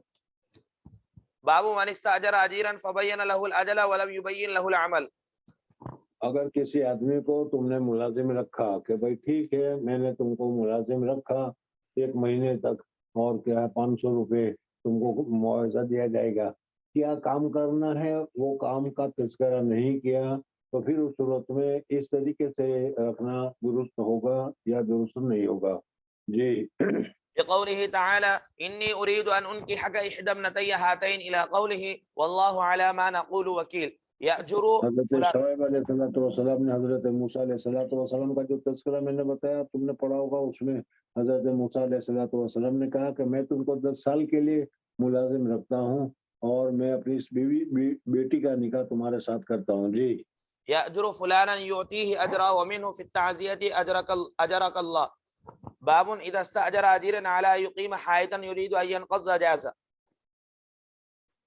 تو کسی دیوار کی مرمت کرنے کے لیے یا کسی اور چیز کے لیے بھی اگر ملازم کو رکھا جائے اور اس کو بتا دیا جائے کہ یہ کام کرنا ہے، یہ کام کرنا ہے. جی حدثنا ابراهيم بن موسى قال اخبرنا هشام بن يوسف ان ابن جريج اخبرني يعلى بن مسلم وعمرو بن دينار عن سعيد بن جبير يزيد احدهما على صاحبه وغير ما قد سمعته يحدث عن سعيد قال قال لابن عباس رضي الله تعالى عنهما حدثني ابي بن كعب رضي الله تعالى عنه قال قال رسول الله صلى الله عليه وسلم فانطلقا فوجدا فيها جدارا يريد ان ينقض قال سعيد بيده. حضرت اور حضرت خضر علیہ السلام کا یہ واقعہ ہے، اور اس میں وہ ایک دیوار گرنے والی تھی. حضرت خضر علیہ السلام نے ہاتھ لگا کر اس دیوار کو درست کر دی. جی قال سعيد بيده هكذا ورفع يده فاستقام. قال يعلى حسبت ان سعيدا قال فمساه بيده فاستقام. قال لو شئت لاتخذت عليه اجرا. قال سعيد اجرا تاكله. باب ایسے تاکہ اس کے ذریعے سے کھانے کا مسئلہ حل ہوتا. تو مسئلہ بہرحال بتایا کہ دیوار درست کر دی، اس دیوار درست کرنے کا معاوضہ لینا، اجرت لینا جائز اور درست ہے. جی باب الاجارة الى نصف النهار. اگر کسی آدمی نے اجارہ میں وقت متعین کیا کہ اتنے سے اتنے وقت تک تم ہمارے کیا ہے ملازم ہوں گے اور تم ہمارے ملازم قرار دیے جاؤ گے، صبح سورج نکلنے سے لے کر زوال تک 12 بجے تک تم ہمارے ملازم ہوں گے، تم کو آنا پڑے گا. اب اس صورت میں کیا ہے، یہ اس طریقے سے کسی کو ملازم رکھنا یہ بھی جائز اور درست ہے. جی حدثنا سليمان بن حرب قال حدثنا حماد عن ايوب عن نافع عن ابن عمر رضي الله تعالى عنه عن النبي صلى الله عليه وسلم قال مثلكم ومثل. مثال پہلے تمہارے سامنے گزر چکی تھی کئی مرتبہ کہ حضور اکرم صلی اللہ علیہ وسلم نے فرمایا کہ تمہاری مثال اور اہل کتاب یہود اور نصارہ وغیرہ کی مثال ایسی ہے کہ ایک آدمی نے اس کو ملازم رکھا اور یہ کہا کہ صبح سے لے کر زوال تک تم ہمارے ملازم ہو، ہم جو کام بتائیں وہ تمہیں کرنے پڑیں گے. اگر اس طریقے سے صبح سے لے کر زوال تک کام کرتے رہے تو تم کو ایک کی رات دیا جائے گا. ملازمت میں اس کا اجر اس کا معاوضہ ہے، تمہیں ایک کی رات دیا جائے گا. بہرحال یہودیوں نے اس کام کو شروع کیا، لیکن صبح سے لے کر زوال تک کرتے کرتے وہ تھک گئے، اور تھکنے کے بعد انہوں نے اللہ تبارک و تعالیٰ سے کہہ دیا کہ نہیں بھائی ہم سے تو یہ کام نہیں ہوتا، اس وجہ سے ہم اس اجارے کو ختم کرتے ہیں اور اس کام کو نہیں کرتے. اللہ جل جلالہ و امن والوں نے دوسری قوم سے کہا، اور وہ قوم حضرت عیسیٰ علیہ السلام کے ماننے والے تھے، ان کو کہا کہ دیکھو تم بھی بقیہ دین تک اگر کام کرو تو کام کرو، ہمارا یہ کام ہے اور تم کو بھی اجرت میں ایک قرات دیا جائے گا. انہوں نے زوال کے بعد سے کام کرنا شروع کیا، اور کیا ہے عصر کا وقت تک انہوں نے بھی عاجز ہو کر انکار کر دیا کہ نہ بھائی ہم سے نہیں ہوتا، ہم نہیں کرتے. اللہ تبارک و تعالیٰ نے حضرت موسیٰ علیہ السلام کی قوم کو وہ کیا ہے شریعت عطا کی، حضرت عیسیٰ علیہ السلام کی قوم کو شریعت عطا کی اور شریعت کے احکامات بتائے، لیکن وہ احکامات کو ادا کرتے کرتے عاجز ہو گئے اور انہوں نے انکار کر دیا. اب تیسری جماعت آئی تو انہوں نے کیا ہے جو بقیہ وقت تھا، مثلا عصر کا وقت تھا، تو عصر کے وقت سے لے کر اللہ تبارک و تعالیٰ نے کہا تم کام کرو، تم کو بھی ہم اجرت دیں گے. اور انہوں نے کام کرنا شروع کیا، بڑی مسرت کے ساتھ، بڑی خوشی کے ساتھ، بڑی دل جمی کے ساتھ انہوں نے بہت اچھی طریقے سے کام کیا. تو اللہ تبارک و تعالیٰ نے اس کا معاوضہ دگنا کر دیا. ان کو اگر ایک ایک قرات دیا تھا تو ان کو 2 قرات دی. بہرحال مسئلے کے اعتبار سے، اجارے کے اعتبار سے وقت متعین کیا گیا، 4 گھنٹے کا وقت متعین کیا گیا، 3 گھنٹے کا وقت متعین کیا گیا، 2 گھنٹے کا وقت متعین کیا گیا، اس کی اجرت مقرر، پھر اس کے بعد جو اجرت دی گئی وہ یہ سارا مسئلے اس کے ذریعے سے ثابت ہو گئے. بہرحال یہاں پر ان لوگوں نے پھر اشکال کیا کہ ہم سے یہودیوں نے کہا کہ ہم سے 4 گھنٹے کام لیا، اس لیے کہ یہودیوں کا جو مسلک ہے اس میں جو احکامات ہے وہ احکامات بھی ذرا سخت ہیں. ہمارے یہاں تو کیا ہے کپڑے پر نجاست لگ جائے تو اس کو دھونے سے وہ پاک ہو جاتی ہے، لیکن ان کے یہاں وہ کپڑے کو دھونے سے پاک نہیں ہوتی، وہ کاٹنا پڑتا ہے وغیرہ وغیرہ، اور مسائل بھی ان کے یہاں سخت ہے، چونکہ وہ قوم بھی سخت تھی، اس وجہ سے ان کے لیے احکامات وغیرہ بھی سخت تھے۔ بہرحال اللہ تبارک و تعالیٰ نے اس طریقے سے مسلمانوں کے لیے، حضور اکرم صلی اللہ علیہ وسلم کی امت کے لیے ایک تو وقت بھی مختصر رکھا، اس لیے کہ ظہر سے لے کر عصر اور عصر سے لے کر مغرب تک کا جو وقت ہوتا ہے، اس میں امام ابو حنیفہ رحمۃ اللہ تعالیٰ علیہ کے مسلک کے مطابق 2 مثل تک ظہر کا وقت رہتا ہے، تو پھر اس صورت میں ظہر کا وقت کیا ہے عصر سے زیادہ ہوگا اور عصر کا وقت کم ہوگا۔ عامتاً 2 گھنٹے کا وقت عصر کا ہوتا ہے اور ظہر کا وقت تقریباً 3:12 سے لے کر 3 ساڑھے 3 گھنٹے تک کا ہوتا ہے، اور پھر صبح کا وقت جو ہے وہ 6 بجے سے لے کر 12 بجے تک 6 گھنٹے کا ہوتا ہے۔ تو گویا کہ یہودیوں کو 6 گھنٹے کی ملازمت تھی اور نصرانیوں کو 4 گھنٹے کی ملازمت تھی اور مسلمانوں کو 2 گھنٹے کی ملازمت تھی، اور مسلمان کو اللہ تبارک و تعالیٰ نے 1 نیکی کی 10 نیکی اور 700 نیکی تک دینے کا فرمایا۔ تو اس طریقے سے انہوں نے اشکال کیا، تو اللہ تبارک و تعالیٰ نے فرمایا کہ اچھا یہ بتاؤ، میں نے جو تمہارے ساتھ معاوضہ مقرر کیا تھا کہ اتنا کام کرو گے تو اتنا دوں گا، اس میں نے کچھ کم کیا؟ کہا کہ نہیں، اس میں تو آپ نے کم نہیں کیا۔ کہ تو پھر کیا اشکال ہے؟ تو کہ ہم کو تو 1 قیراط دیا اور اس قوم کو 1 کی جگہ پر 2 قیراط دیے، ہم سے 4 گھنٹے کام لیا اور ان سے 2 گھنٹے کام لیا۔ تو اللہ جل جلالہ نے فرمایا کہ ذالک فضلی، یہ میرا فضل ہے، میں جس کو عطا کروں، جو متعین ہے اس میں تو ہم نے کمی نہیں کی، 1 قیراط تم کو بھی دیا، 1 قیراط ان کو بھی دیا، 1 قیراط ان کو بھی دیا، لیکن ہم نے ان کو کیا ہے فضل کیا، کرم کیا، ڈبل قیراط دیا، دوہرا دیا۔ یہ ہمارا فضل ہے، ہماری مہربانی ہے جی۔ قال مثلكم ومثل أهل الكتابين كمثل رجل استأجر أجراء فقال من يعمل لي من غدوة إلى نصف النهار على قيراط فعملت اليهود، ثم قال من يعمل لي من نصف النهار إلى صلاة العصر على قيراط فعملت النصارى، ثم قال من يعمل لي من العصر إلى أن تغيب الشمس على قيراطين فأنتم هم، فغضبت اليهود والنصارى فقالوا ما لنا أكثر عملا وأقل عطاء. قال هل نقصتكم من حقكم؟ قالوا لا. قال فذلك فضلي أوتيه من أشاء. باب الإجارة إلى صلاة العصر. حدثنا إسماعيل بن أبي أويس قال حدثني مالك عن عبد الله بن دينار مولى عبد الله بن عمر عن عبد الله بن عمر بن الخطاب رضي الله تعالى عنهما أن رسول الله صلى الله عليه وسلم قال إنما مثلكم واليهود والنصارى كرجل استعمل عمالا فقال من يعمل لي إلى نصف النهار على قيراط فعملت اليهود على قيراط ثم عملت النصارى على قيراط ثم أنتم الذين تعملون من صلاة العصر إلى مغارب الشمس على قيراطين فغضبت اليهود والنصارى وقالوا نحن أكثر عملا وأقل عطاء. فقال هل ظلمتكم من حقكم شيئا؟ قالوا لا. قال فذلك فضلي أوتيه من أشاء. باب اسم من منع أجر الأجير. اگر کسی آدمی نے کسی اجیر کو متعین کیا، یہ عامتاً بہت ہوتا ہے اور یہ بہت بڑا ظلم ہے، بچنے کی ضرورت ہے۔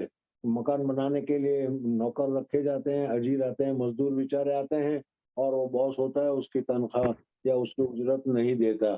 یا ان کے علاوہ بھی حج میں گئے تھے تو وہاں بہت سارے اپنے لوگ کام کرتے ہیں، تو وہ اپنے مالکوں سے شکایت کرتے تھے کہ ہم کو صحیح تنخواہ نہیں دیتے، وقت پر عطا نہیں کرتے۔ یا اسی طریقے سے کوئی اور ملازم ہو، اس نے ملازمت کو اختیار کی، 1 گھنٹہ کام کیا یا 1 دن کام کیا، جو بھی کام کیا ہو، تو اس صورت میں اس کی جو اجرت ہے، اس کا جو اجر ہے وہ ضرور دے دینا چاہیے۔ ایسے اجروں کو روک لینا، کھا لینا نہیں چاہیے۔ یہ بہت ہی بری عادت ہے اور بہت بڑا ظلم ہے، اور ظلم کے لیے اللہ تبارک و تعالیٰ ظالم کو نہیں چھوڑتا۔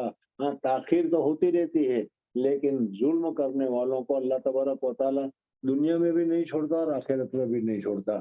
اس وجہ سے مزدوروں کی مزدوری اس کو دے دینی چاہیے۔ اور حدیث میں تو یہاں تک آتا ہے کہ حضور اکرم صلی اللہ علیہ وسلم فرمایا کہ اس کا پسینہ سوکھے، اس پسینہ سے سوکھنے سے پہلے اس کی مزدوری ادا کر دو جی۔ حدثنا يسر محمد قال حدثنا يحيى بن سليم عن اسماعيل بن أمية عن سعيد بن ابي سعيد عن ابي هريرة رضي الله تعالى عنه عن النبي صلى الله عليه وسلم قال الله دیکھو اس حدیث میں فرمایا گیا ہے، اور یہ عام مطلب سب کے لیے ہے، مدرسے کے ملازم ہو، مسجد کے ملازم ہو، نجی ملازم ہو یا جنرلی ملازم ہو یا اس کے علاوہ کیا ہے دوسرے کاروبار والے ہو، لیکن عام مدد میں نے کہا کہ یہ جو کاروبار کرانے والے باس لوگ ہوتے ہیں وہ اپنے ملازمین کی متعینہ تنخواہ بھی دینے کے لیے تیار نہیں ہوتے، کام لیتے ہیں لیکن تنخواہ میں کیا ہے قطر بطر کرتے ہیں یا تاخیر کرتے ہیں۔ تو اس کے متعلق دیکھو کتنی بڑی وعید فرمائی گئی ہے، فرمایا گیا ہے کہ سلاستن ثلاثة أنا خصمهم يوم القيامة رجل اللہ جل جلالہ ومن والو فرماتے ہیں کہ دیکھو 3 قسم کے آدمی ہے، ان کے لیے میں خصم بنوں گا، میں دعوی دار بنوں گا۔ اللہ جل جلالہ جب خود دعوی دار بنے، اللہ جل جلالہ جب کسی مقدمے کی خود پیروی کرنے والے بن جائے تو اس مقدمے میں جیتنے کے علاوہ اور ہمارے لیے ہارنے کے علاوہ راستہ کون سا باقی رہتا ہے؟ تو اسی طریقے سے جب اللہ جل جلالہ فرماتے کہ میں 3 آدمیوں کے لیے خصم بنوں گا، اور ایک ان میں سے یہ بتایا رجل آتا بی ثم غدر، رجل أعطى بي ثم غدر ورجل باع حرا فأكل ثمنه ورجل اسی طریقے سے کسی آزاد آدمی کو غلام بنا دیا اور غلام بنا کر بیچ دیا۔ پہلے زمانے میں ایسا بہت ہوا کرتا تھا، لوگ سفر اکیلے نہیں کر سکتے تھے، سفر کرنے کے لیے پورا کا پورا جتھا جمع ہو جاتا تھا، جماعت جمع ہو جاتی تھی، تب اس وقت میں سفر شروع ہوتا تھا۔ کوئی آدمی اب یہاں سے ملک شام جانے کے ارادے سے ایک قافلہ جا رہا تھا، اس میں شریک ہو گیا، قافلہ والوں کے کوئی ساتھ کوئی تعلق نہیں ہے، اب ان قافلہ والوں نے اس کو پکڑ لیا اور کہا یہ تو ہمارا غلام ہے، اور ملک شام میں جا کر بیچ دیا۔ حالانکہ آزاد آدمی ہے اور آزاد آدمی کو غلام بنا کر بیچنا جائز نہیں ہے۔ تو اگر کسی آدمی نے ایسا کیا تو اللہ جل جلالہ ومن والو فرماتے ہیں کہ ایسے مظلوم کا میں خصم بنوں گا، پاوردار بنوں گا، اور میں اس کا بدلہ لوں گا۔ جی، ورجل استاجر اجيرا فاستوفى منه اور یہ ولم تیسری چیز بتائی، تیسرا چیز بتایا استاجر اجیرن، کسی آدمی نے کسی کو نوکر رکھا، کام تو لیا پورا، لیکن جب پیسہ دینے کا وقت آیا تو اس وقت اس کے ساتھ کیا ہے زیادتی کی، اس کو پیسے نہیں دیے یا اس کو پیسے کم دیے یا اس کے ساتھ کیا ہے پیسہ دینے کے وقت میں وہ کم کر دیا یا مکر گیا، تو اللہ تعالیٰ فرماتے ہیں کہ ایسے عجیز کا جس کا بیچارے کا کوئی ساتھی نہیں ہے، اللہ تعالیٰ فرماتے ہیں کہ میں اس کے لیے اس کی طرف سے مقدمہ لڑوں گا اور اس کا بدلہ دلاؤں گا۔ جی، فاستوفى منه ولم يعطيه اجره باب الاجاره من العصر الى الليل حدثنا محمد بن العلاء قال کیا غم بکواس کر رہا ہے؟ اسیر اللیل کیا ہوتا ہے؟ من العصر الى الليل من العصر الى اللیل، عصر سے لے کر رات تک کا اگر کوئی آدمی ملازم رہتا ہے، ملازم کرتا ہے، 2 گھنٹے کی ملازمت ہوتی ہے عامةً، تو اس 2 گھنٹے کی ملازمت کا کیا ہوگا اس کو ذکر کر رہے ہیں۔ جی، حدثنا محمد بن العلاء قال حدثنا ابو اسامه عن بريد عن ابي برده عن ابي موسى رضي الله تعالى عنه عن النبي صلى الله عليه وسلم قال مثل المسلمين واليهود والنصارى كمثل رجل استاجر قوما يعملون له عملا يوما الى الليل على اجر معلوم فعملوا له الى نصف النهار فقالوا لا حاجه لنا الى اجرك الذي شرطت لنا وما عملنا باطل فقال لهم لا تفعلوا اكملوا بقيه عملكم وخذوا اجركم كاملا فابوا وتركوا واستأجر آخرين بعدهم فقال أكملوا بقية يومكم هذا ولكم الذي شرطت لهم من الأجر فعملوا حتى إذا كان حين صلاة العصر قالوا لك ما عملنا باطل ولك الأجر الذي جعلت لنا فيه فقال أكملوا بقية عملكم فإنما بقي من النهار شيء يسير فأبوا فاستأجر قوما أن يعملوا له بقية يومهم فعملوا بقية يومهم حتى غابت الشمس واستكملوا أجر الفريقين كليهما فذلك مثلهم ومثل ما قبلوا من هذا النور باب من استأجر أجيرا فترك أجره فعمل فيه المستأجر فزاد ومن عمل فيه مع لغيره فاستفضل حدثنا ابو اليمان قال اخبرنا شعيب عن الزهري قال حدثني سالم بن عبد الله ان عبد الله بن عمر رضي الله تعالى عنهما قال سمعت رسول الله صلى الله عليه وسلم يقول انطلق 3 رهط ممن كان قبلكم حتى واقعہ بھی تمہارے سامنے پہلے کئی مرتبہ گزر گیا کہ 3 آدمی کا واقعہ ذکر کرتے ہیں، سفر کر رہے تھے، سفر کرتے کرتے جنگل میں کسی جگہ پر پہنچے، بارش یا ایسی کوئی ہوا شروع ہو گئی جس کی وجہ سے وہ پہاڑ میں کوئی کوہ تھا، کوئی غار تھی، اس غار میں یہ پناہ لینے کے لیے پہنچ گئے۔ اللہ کا کرنا ہے ایسا ہوا کہ جس گھاس کا جو دروازہ تھا اس دروازے پر اوپر سے بہت بڑا پتھر آ گیا اور گھر کا دروازہ بند کر دیا. اب یہ تینوں کی تینوں اندر پریشان ہے. موبائل کا زمانہ تو تھا نہیں, کسی کو پتا چلے گا نہیں کہ یہاں ہم دبے ہوئے ہیں, کون نکالے گا, کس طریقے سے ہوگا. اس وجہ سے انہوں نے آپس میں یہ طے کیا کہ تم لوگوں نے کوئی ایسا عمل اپنی زندگی میں کیا ہو کہ اس عمل کے ذریعے سے اللہ تبارک و تعالیٰ سے مدد کرو. تو ان لوگوں نے یاد آ گیا ہوگا پورا قصہ. جی. حتى أووا المبيت إلى غار فدخلوا فانحدرت صخرة من الجبل فصدت عليهم الغار فقالوا إنه لا ينجيكم من هذه الصخرة إلا أن تدعوا الله اس بصالح پہاڑ أعمالكم. سے یار اس گفا سے اس غار سے تم نکل ہی نہیں سکتے, نہ تمہارے اتنا طاقت ہے, نہ ہمت ہے, نہ قوت ہے, نہ کوئی مدد کو آ سکتا ہے. کسی کو کیا پتا چلے گا کہ اس میں کیا ہے. اس وجہ سے اب اللہ کے علاوہ کوئی ہمارا حامی نہیں, کوئی ہمارا مددگار نہیں. جی. إلا أن تدعوا الله بصالح أعمالكم. فقال رجل منهم اپنے اللهم. صالح اعمال کو وسیلہ بنا کر اللہ تبارک و تعالیٰ سے دعا کرو, اللہ تبارک و تعالیٰ تمہاری دعا کو قبول کرے گا. یا ایک مسئلہ آتا ہے وسیلہ بنانا جائز ہے یا وسیلہ بنانا جائز نہیں ہے. ہمارے نزدیک وسیلہ کرنا اعمال کے ذریعے سے, وسیلہ کرنا کسی انسان کے ذریعے سے, جیسے حضرت عباس رضی اللہ تعالیٰ عنہ حضور صلی اللہ علیہ وسلم کے چچا ہیں, یا حضور اکبر صلی اللہ علیہ وسلم دعا کرتے ہیں یا اللہ اپنے حبیب پاک صلی اللہ علیہ وسلم کے طفیل, اپنے حبیب پاک صلی اللہ علیہ وسلم کے وسیلے سے میں دعا کرتا ہوں, یا اللہ میری یہ دعا قبول فرما. یہ جائز اور درست ہے. جی. فقال رجل منهم اللهم كان لي أبوان شيخان كبيران وكنت لا أغبق دیکھو قبل. اس میں ماں باپ کی خدمت, اور ماں باپ کی خدمت اس نے کیسے کی کہ بچے بھوکے پیاسے ترستے رہے, لیکن اس نے بچوں کی طرف توجہ نہیں کی اور ماں باپ کو پہلے اس نے کھانے پینے کو ترجیح دی. اللہ تبارک و تعالیٰ نے ماں باپ کی اس خدمت کرنے کی وجہ سے اللہ تبارک و تعالیٰ نے اس پہاڑ پہ جو آ گیا تھا, جو پتھر آ گیا تھا, اس پتھر کو اتنا سرکا دیا کہ جس کی وجہ سے روشنی اور ہوا وغیرہ اس غار میں آتی رہی لیکن باہر نکل نہیں سکے. دوسرے نے کہا, پھر ہٹایا لیکن باہر نکل نہیں سکے. پھر تیسرے نے دعا کی تو اللہ تبارک و تعالیٰ نے ان تینوں کی دعا کی برکت سے وہ پتھر کو ہٹا دیا اور باہر نکل آئے. جی.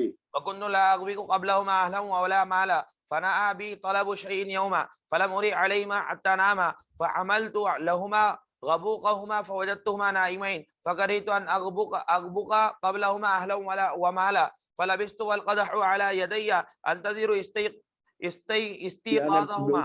دودھ کا پیالہ میرے ہاتھ میں ہی تھا. میں جب تک ابا جان امی جان کو دودھ نہ پلا دوں میں اپنے بیوی کو بچوں کو نہیں پلانا. وہ بہت چلاتے رہے لیکن میں نے ان کی طرف توجہ نہیں کی کہ سب سے زیادہ تم سے بھی زیادہ حقدار میرے ماں باپ ہے. جی. أنتظر استيقاظهما حتى برق الفجر فاستيقظا فشرب غبوقهما اللهم إن كنت فعلت ذلك ابتغاء وجهك ففرج عنا ما نحن فيه من هذه الصخرة فانفجر الشيء. ہم لوگوں کو بھی اپنے زمانے میں کوئی ایسا عمل خالص اخلاص کے لیے کر لینا چاہیے کہ ایسے مصیبت کے وقت میں وہ کام آئے. آپ کے تو سب اعمال ہی ایسے ہوں گے, اس لیے کوئی فکر کی بات نہیں. جی.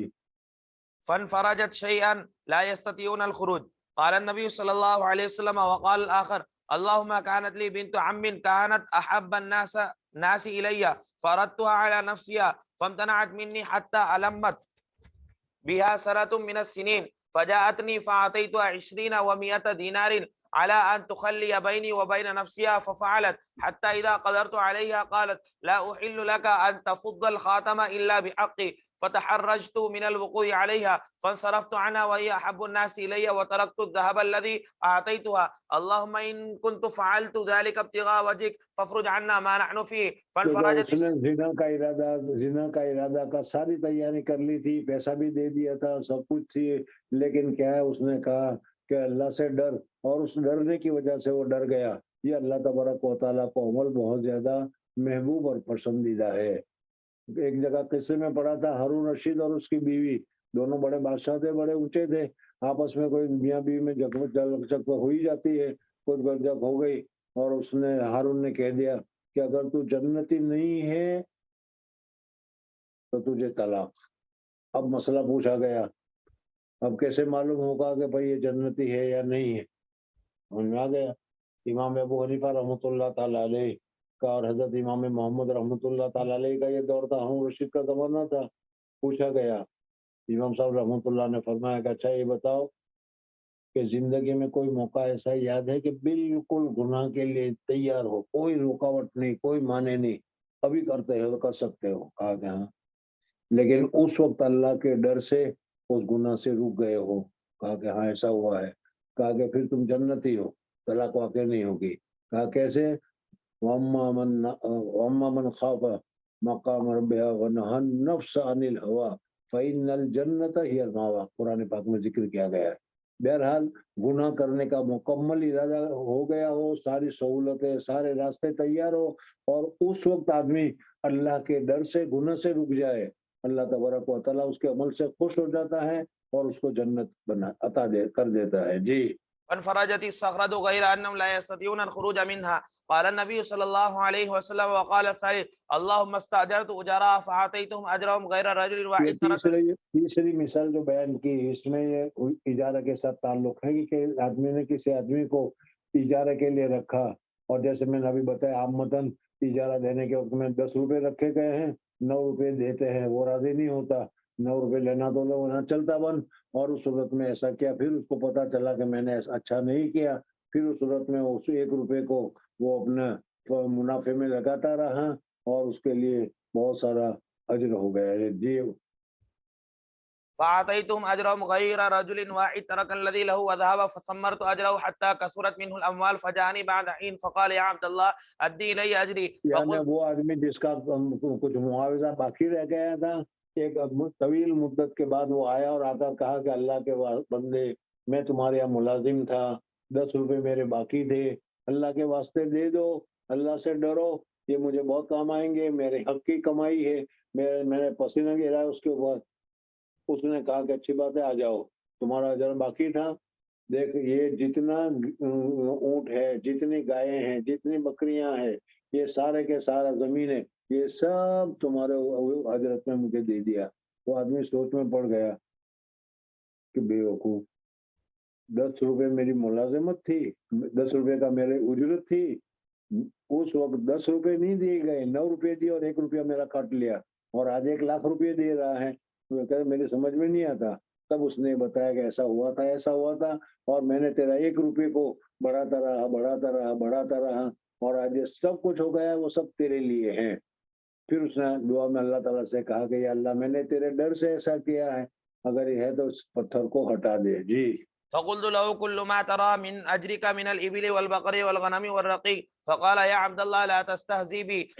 اس نے کہا کہ اللہ کے بندے میری مذاق مت کر، غریب کی کیوں مذاق کرتے ہو؟ اس لیے کہ 1 روپیہ تو دے نہیں سکے تھے، اب یہ 10 لاکھ روپے تم دے رہے ہو یہ میں اجرت میں، یہ میں کیسے مان لوں؟ کہ میری مذاق مت کرو، مجھے تو اپنا 1 روپیہ دے دو۔ لا تستہزئ۔ فقلت إني لا أستهزئ بك. فأخذ كله فاستاقه فلم يترك منه شيئا. اللهم فإن كنت فعلت ذلك ابتغاء وجهك فافرج عنا ما نحن فيه. فانفرجت الصخرة فخرجوا يمشون. باب من آجر نفسه حضور صلی اللہ علیہ وسلم کے زمانے میں حضور اقدس صلی اللہ علیہ وسلم صدقہ وغیرہ کرنے کی بہت فضیلت وغیرہ بیان کیا کرتے تھے۔ صدقہ کے لیے کہیں ہزاروں لاکھوں روپے کی ضرورت نہیں ہے، اللہ کے راستے میں 1 پیسہ بھی دیے جائے اللہ کی رضامندی کے لیے تو بہت مناسب ہے۔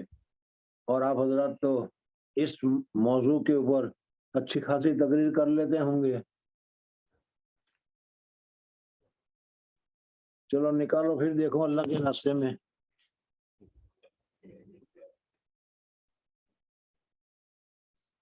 مولوی لوگ نکالتے نہیں، لیتے ہی ہیں وہ صرف۔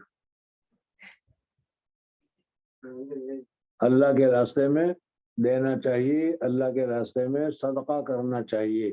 بہرحال مصنف رحمۃ اللہ تعالیٰ علیہ ابھی جو ترجمۃ الباب منعقد کر رہے ہیں اس میں بتا رہے ہیں کہ باب من آجر نفسه ليحمل على ظهره ثم تصدق منه حضور صلی اللہ علیہ وسلم صدقہ کی فضیلت بتاتے تھے۔ صحابہ کرام رضوان اللہ تعالیٰ علیہ مجمعین کے پاس غربت کی وجہ سے پیسے ہی نہیں ہوتے تھے، تو پھر وہ صدقے کی فضیلت کیسے حاصل کرتے؟ تو صحابہ کرام رضوان اللہ تعالیٰ علیہ مجمعین بازار میں جاتے تھے، سامان کو ڈھوتے تھے، سامان کو اٹھاتے تھے، اور سامان اٹھا کر جو معاوضہ جو پیسہ ملتا تھا وہ پیسے کو پھر اللہ کے راستے میں اللہ کی رضامندی کو حاصل کرنے کے لیے خرچ کرتے تھے. جی.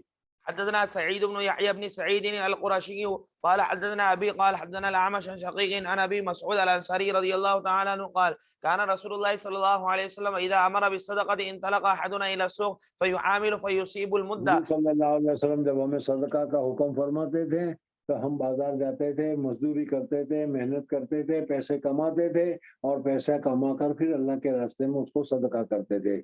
آج اللہ تبارک و تعالیٰ نے بہت ہی سہولت کے ساتھ ہمیں پیسے دے رکھے ہیں، لیکن اس میں سے 10 روپے صدقہ کرنا بھی بھاری پڑتا ہے. جی.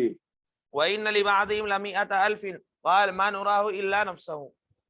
باب اجر السمسرة. دلال، ولم ير ابن سيرين وعطاء کمیشن ایجنٹ اگر اچھے لفظوں میں کہو تو، یا دلال کی دلالی جائز ہے، درست ہے. جی. ولم يرى ابن سيرين وعطاء وابراهيم والحسن رحمهم الله تعالى باجر السمسار بأسا. وقال ابن عباس رضي الله تعالى عنهما لا بأس ان يقول به هذا الثوب فما زاد على كذا وكذا فهو لك. وقال ابن سيرين رحمه الله تعالى کسی آدمی نے کہہ دیا کہ دیکھو یہ کپڑا ہے، یہ میری قلم ہے، لے جاؤ، اس کو 10 روپے سے زیادہ میں بیچو گے تو جتنے زیادہ میں بیچو گے اتنے تمہارے، مجھے میرا 10 دے دینا، تو یہ جائز اور درست ہے. جی. وقال ابن سيرين رحمه الله تعالى إذا قال بيعه بكذا وكذا فما كان من ربح فهو لك أو بيني وبينك فلا بأس به. وقال النبي صلى الله عليه وسلم المسلمون کہا کہ قلم کو لے جاؤ، یہ 10 روپے کی قلم ہے، اس کو 11 12 میں 15 میں بیچ لو، تم جتنا منافع ہوگا اس منافع میں پارٹنرشپ ہوگی، آدھا میرا ہوگا آدھا تمہارا ہوگا، تو یہ بھی جائز اور درست ہے. جی. وقال النبي صلى الله عليه وسلم المسلمون عند شروطهم. حدثنا مسدد قال حدثنا عبد الواحد قال حدثنا معمر عن ابن طاووس عن ابي عن ابن عباس رضي الله تعالى عنهما قال نهى رسول الله صلى الله عليه وسلم ان يتلقى الركبان ولا يبيع حاضر لباد. قلت يا ابن عباس ما قوله لا يبيع حاضر لباد؟ قال لا يكون له سمسارا. باب هل يؤاجر الرجل نفسه من مشرك في ارض الحرب. ہندوستان تو نہیں کہہ سکتا میں، بہرحال کافروں کا ملک ہو، ہندوستان تو مسلمان کافر دونوں کا ملک ہے، اس لیے کافر کا صرف ملک ہو، اس میں کوئی مسلمان ہو اور وہ کافروں کی ملازمت کرتا ہے تو یہ جائز ہے کہ ناجائز. جی. حدثنا عمر بن حفص قال حدثنا ابي قال حدثنا الاعمش عن مسلمين عن مسروق قال حدثنا خباب قال كنت رجلا قينا فعملت للعاص بن وائل فاجتمع لي عنده. حضرت خباب رضی اللہ تعالیٰ نے مکہ مکرمہ میں جب اس وقت کافروں کا ملک تھا، اس وقت زمانہ جاہلیت میں حضرت خباب نے حضرت عاص رضی اللہ تعالیٰ عنہ کے لیے کچھ ہتھیار بنائے تھے، لوہار تھے، ہتھیار بنائے تھے، اس کے پیسے لینے کے لیے گئے تھے، واقعہ آ گیا تھا، اس کو ذکر کر رہے ہیں. جی. فأتيته أتقاضاه فقال لا والله لا أقضيك حتى تكفر بمحمد. فقلت أما والله حتى تموت ثم تبعث جب فلا. لینے کے لیے گئے تھے کہ محمد سے صلی اللہ علیہ وسلم، محمد سے کفر جب تک نہیں کرے گا وہاں تک میں تیرے معاوضہ تجھ کو نہیں دوں گا، لہذا پہلے حضور اکبر صلی اللہ علیہ وسلم کے شان میں گستاخی کر. تو حضرت خباب رضی اللہ تعالیٰ نے کہا کہ میں مر جاؤں، مرنے کے بعد دوبارہ زندہ ہو جاؤں تو بھی حضور صلی اللہ علیہ وسلم کے شان میں گستاخی نہیں کر سکتا، نہیں کروں گا. تو اس کو اس نے پکڑ لیا کہ اچھا مرنے کے بعد دوبارہ زندہ بھی ہونا. اس زمانے کے کافرین اور آج کل کے کافرین بھی دوبارہ اٹھنا، سوال جواب وغیرہ کو نہیں مانتے. بہرحال کہا کہ اگر ایسا تو پھر وہاں بھی میرے پاس مال ہوگا، وہیں تم کو میں پیسے دے دوں گا، جاؤ. جی. فقلت أما والله حتى تموت ثم تبعث فلا. قال وإني لميت ثم مبعوث. قلت نعم. قال فإنه سيكون لي ثم مال وولد فأقضيك. فأنزل الله أفرأيت الذي كفر بآياتنا وقال لأوتين مالا وولدا. باب ما يعطى في الرقية على أحياء العرب بفاتحة الكتاب. یہ خاص تمہارے لوگوں کا مسئلہ آ گیا، تعویذ گنڈا کرنے والوں کا. تعویذ گنڈا کر کے پیسے لینا جائز ہے کہ ناجائز ہے اور کیا ہے. جی. وقال ابن عباس رضي الله تعالى عنهما عن النبي صلى الله عليه وسلم أحق ما أخذتم عليه أجرا كتاب الله. وقال الشعبي لا يشترط المعلم إلا أن يعطى شيئا فيقبله. وقال الحكم لم أسمع عدا كره أجر المعلم. وأعطى الحسن 10 دراهم. ولم ير ابن سيرين بأجر القسام بأسا وقال كان يقال السؤت الرشوة في الحكم وكانوا يعطون على الخرس. حدثنا أبو النعمان قال حدثنا أبو عوانة عن أبي بشر عن أبي المتوكل عن أبي سعيد رضي الله تعالى عنه قال انطلق نفر من أصحاب النبي صلى الله عليه وسلم في سفرة سافروها حتى نزلوا على حي من أحياء العرب فاستضافوهم فأبوا أن يضيفوهم فلدغ سيد ذلك الحي. उस जमाने में होटलें नहीं थी, इस वजह से ये दस्तूर था कि अगर कोई कौम, कोई जमात, कोई पब्लिक किसी गांव में पहुंच जाए तो उस वक्त में उसके खाने पीने की जिम्मेदारी उस गांव वालों की, उस महल्ले वालों की होती थी कि वो महल्ले वाले उसकी जियाफत करते थे, उसको खिलाते थे, उसको पिलाते थे। लेकिन इन लोगों ने, ये मुसलमानों को, उन काफिरों ने न खिलाया, न पिलाया, न कुछ दिया। जी। فسعوا له بكل شيء لا ينفعه شيء. فقال بعضهم لو أتيتم هؤلاء الرهط الذين نزلوا لعله أن يكون عند بعضهم شيء فأتوهم فقالوا يا أيها الرهط إن سيدنا لدغ وسعينا له بكل شيء لا ينفعه فهل عند أحد منكم من شيء؟ فقال بعضهم نعم والله إني لأرقي ولكن والله لقد استضفناكم فلو تضيفونا فما أنا براق لكم حتى تجعلوا لنا جعلا فصالحوهم على قطيع من الغنم. جب تک کچھ دوگے نہیں ہم کچھ تعویذ نہیں کریں گے، پہلے ایک پھونک کے 50 پاؤنڈ. جی. فانطلق يتفل عليه ويقرأ الحمد لله رب العالمين فكأنما نشط من عقال فانطلق يمشي وما به قلبة. قال فأوفوهم جعلهم الذي صالحوهم عليه. فقال بعضهم جو طے ہوا تھا 25 بکریاں دیں گے یا 50 روپے دیں گے یا 500 روپے دیں گے، جو بھی طے ہوا تھا وہ دیا گیا تھا. وہ کہتے ہیں اس میں لڑنے لگے. وہ کہتا ہے کہ ہم لینا جائز ہے کہ ناجائز ہے، لینا درست ہے کہ نہیں ہے، اور اس طریقے سے بات ہونے لگی. جی. فقال بعضهم اقسموا فقال الذي رقى لا تفعلوا حتى نأتي النبي صلى الله عليه وسلم فنذكر له الذي صلی اللہ كان. علیہ وسلم کے پاس جائیں گے، وہاں پوچھیں گے، جواز جائز ہوگا تو پھر ہم لیں گے، ورنہ ہم نہیں لیتے. جی. فننظر ما يأمرنا. فقدموا على رسول الله صلى الله عليه وسلم فذكروا له فقال وما يدريك أنها رقية. ثم قال قد أصبتم اقسموا وضربوا لي معكم سهما. فضحك النبي صلى الله عليه وسلم. قال أبو عبد الله رحمه الله تعالى وقال شعبة حدثنا أبو بشر سمعت أبا المتوكل بهذا. باب ضریبۃ اجرت لینا جائز ہے تو تم معلوم ہو ہی گیا، لیکن دھوکہ بازی کر کے اجرت لینا، میرے پاس اتنے موکل تابع ہے، میرے پاس اتنے جنت تابع ہیں اور میں یہ کر دوں گا اور یہ کر دوں گا، یہی کہتے ہیں کہ نہیں؟ اب بھی کوئی کرتا ہوگا آپ لوگوں میں سے بھی. یہ جائز نہیں ہے، یہ دھوکہ دینا ہے. جی. باب ضریبۃ العبد وتعاہد. اللہ تبارک و تعالیٰ کے کلام کو، حضور اقدس صلی اللہ علیہ وسلم کی دعا کو، حضور صلی اللہ علیہ وسلم نے بہت کچھ دعائیں بھی بتائی ہے، اس کو کرنے سے ضرور فائدہ ہوتا ہے. اخلاص کے ساتھ اگر فائدہ ہو جائے تو یہ درست ہے. حضرت شیخ نور اللہ مرکزو بھی تعویذات کرتے تھے، یعنی دیتے تھے لوگوں کو تعویذات. حضرت مفتی صاحب بھی بڑے ماہر تھے، لیکن وہ تعویذات کے اوپر اجر وغیرہ نہیں لیتے تھے، بلکہ کیا ہے، دین کی خدمت کرتے تھے. کوئی سیکھ آیا تھا تعویذ لینے کے لیے، حضرت مفتی صاحب نے کہا بھائی اس کو پیسے دینے کا، پیسے نہیں چاہیے، 10 دن تک 15 دن تک کسی مسلمان کو اپنے یہاں بٹھانا، اس کو کہنا کہ 5 وقت یہاں نماز پڑھتے رہے اور اس کو کھلاتے پلاتے رہنا. یہ اس قسم کی بھی دین کی خدمت ہوتی ہے، تاکہ اس کے دل میں بھی، اور جس کو 5 دن رکھا جائے اس کو کھانے پینے کے ساتھ نماز پڑھنے کا کام ہے، اس کو وہ تو پڑھنا ہی ہے، کھلاوے نہ پلائے تو بھی، لیکن یہ بھی قسم کی یہ درست ہے. باقی یہ ہے کہ 500 پاؤنڈ ہوں گے یا 500 روپے ہوں گے اور یہ جنات ہے اور یہ موکل میرے تابع ہے اور یہ کرو، اور تابع وابع کچھ نہیں ہوتا، اور پھر اس صورت میں جو گڑبڑی ہوتی ہے وہ سب ناجائز ہے، منع ہے. جی. باب ضریبۃ العبد وتعاہد ضرائب الاماء. حدثنا محمد بن يوسف قال اخبرنا سفيان عن حميد الطويل عن انس بن مالك رضي الله تعالى عنه قال حجم ابو طيبة النبي صلى الله عليه وسلم فامر له بساع او ساعين من طعام وكلم مواليه فخفف عن غلته او ضريبته. باب خراج الحجام. حدثنا محمد موسى بن اسماعيل قال حدثنا وهيب قال حدثنا ابن طاووس عن ابي عن ابن عباس رضي الله تعالى عنهما قال احتجم النبي صلى الله عليه وسلم واعطى الحجام اجره.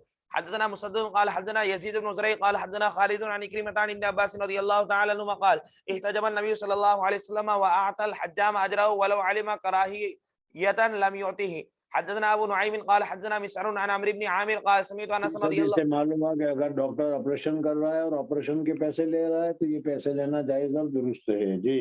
قال سمعت انس رضي الله تعالى عنه يقول كان النبي صلى الله عليه وسلم يحتجم ولم يكن يظلم احدا اجره.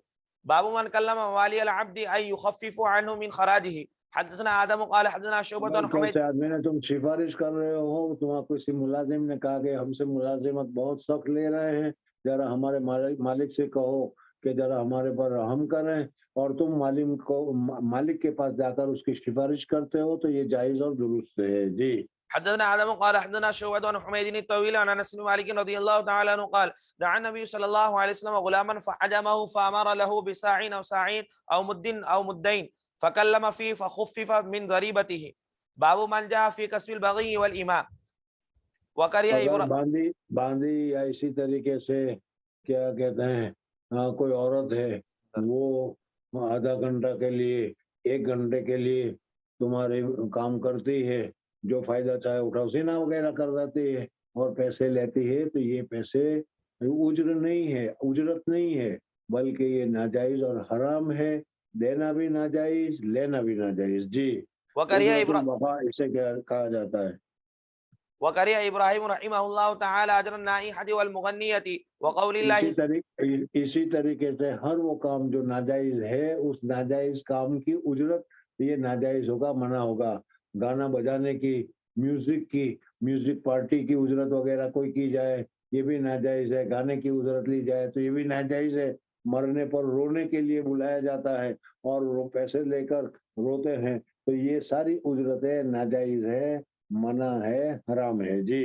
وقول اللہ ولا تکرہوا فتياتكم على البغاء ان اردنا تحصنا الى قوله غفور. اس زمانے میں گھر میں جو باندیا ہوتی تھی اس باندیا کو کہا جاتا تھا کہ تجھے کیا فائدہ, صرف کھلانا پلانا ہمیں پڑتا ہے, جاؤ بازار جاؤ اور 50 روپے لے کر آؤ, چاہے تو زنا کرا کے لاؤ لیکن پیسہ لے کر آؤ. تو اس قسم کی چیزیں ہوتی تھی تو اس پر اللہ تعالیٰ نے منع فرمایا جی. وقال مجاہد رحمہ اللہ تعالی فتياتكم إماءكم.